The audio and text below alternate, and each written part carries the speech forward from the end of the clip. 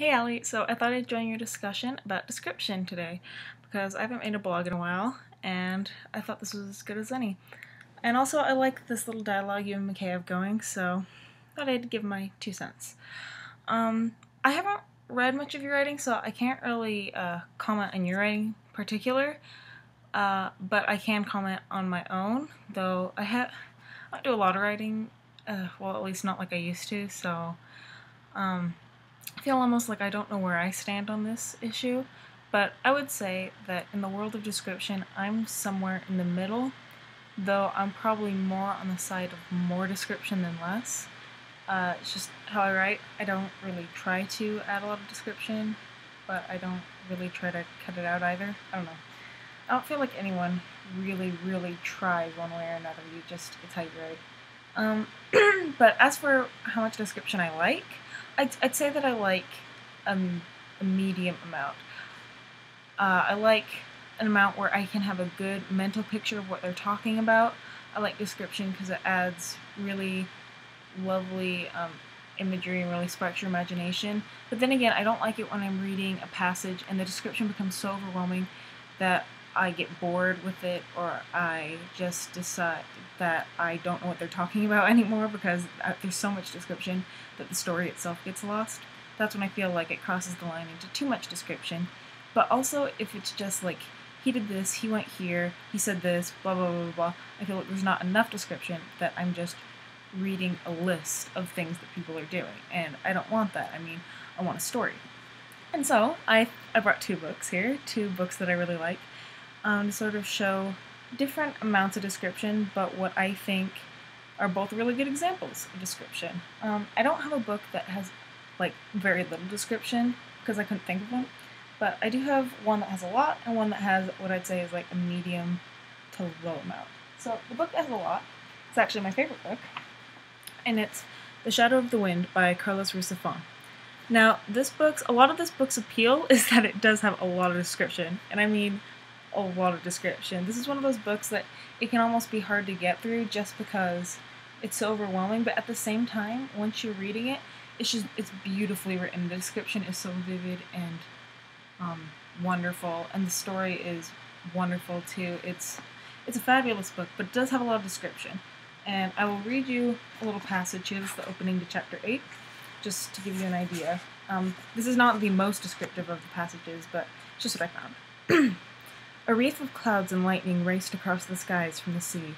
I should have run to take shelter from the approaching downpour, but the man's words were beginning to sink in.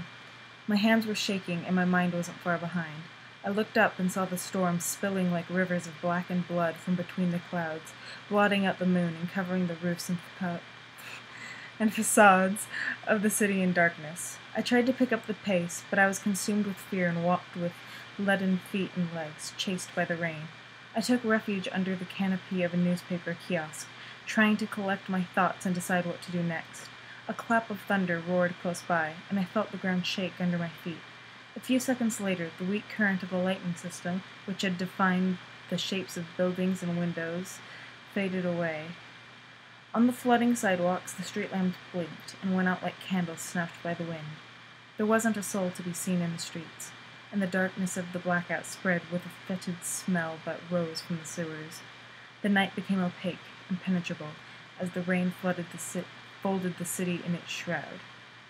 Okay, so essentially in that one paragraph, the main character, Daniel, just making sure that is his name, all that he's doing is that he's trying to get shelter from a rainstorm, and he hides under a building. That's all that happens, but that paragraph takes up pretty much the entire page, and it's it's quite descriptive. I mean, it's not the most descriptive thing I've ever seen, but I'd say there's quite a bit of description in that. But I like it. It's beautifully written. It's very lovely writing. It's I don't know. It just creates a great mood, a great tone. It's fabulous. Well, it creates a mood. It doesn't create tone. My English teacher would kill me for that. But anyway, but I like this book because there is so much description. It makes it a different kind of read, but it makes it a very beautiful read, but not necessarily the easiest read. Now, in what I would think is a bit of contrast, we have another book that I like, which is The King of Atolia by Megan Wallen Turner, which I'm reading right now. And I have a little passage to read. Okay. It was apparent, even from across the room, that the king was worse off than he had been the day before. He lay in the bed with his head turned to one side. His face was pale, his normally dark skin yellowed. His eyes, when he opened to look at Costas, were overly bright. "What are you doing here?" he asked without lifting his head. Costas bowed stiffly. "I am here to make sure that you stay in bed, your majesty, because if this offends you and you order me summarily executed, it is no loss, politically speaking." So, I mean, in this scene, Costas, who is, crap, what is he? I think he's like some head of a guard for the king or something like that. I can't remember exactly what his position is, but he tails the king a lot.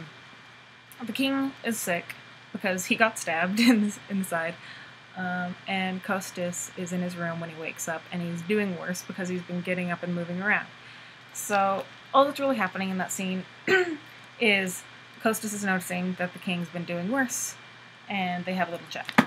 So that scene is about half the length of the scene in The Shadow of the Wind, but it tells about the same amount of information. The king is sick. He has a discussion. Whereas in that, it's a guy trying to get shelter from the rain. But in this, though there is still description in this, there's a bit of description. I mean, it talks about how his skin color has changed, how his eyes look bright. I think that says bright anyway. Yeah, overly bright.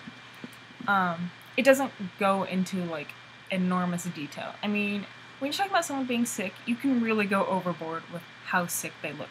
You can talk about how ashen their skin is, how discolored their skin is, how their lips are chapped, how their eyes look, like have dark circles under their eyes, how they look sunken in, how they look frail, how they sound, how they move. I mean, there's a million things you could talk about, but essentially all he says is it gives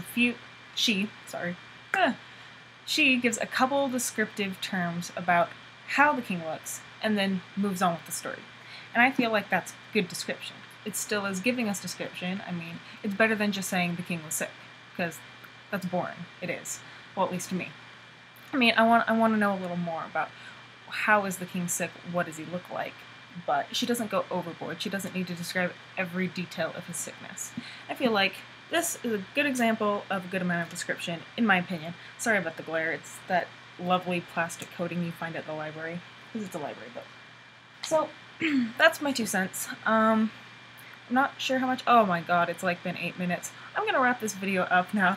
That's my thought. I like description, but I don't like it to be overboard. But I probably like more than you do, Allie. But I don't know.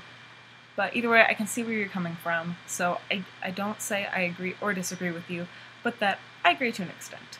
So glad to join the discussion. Bye.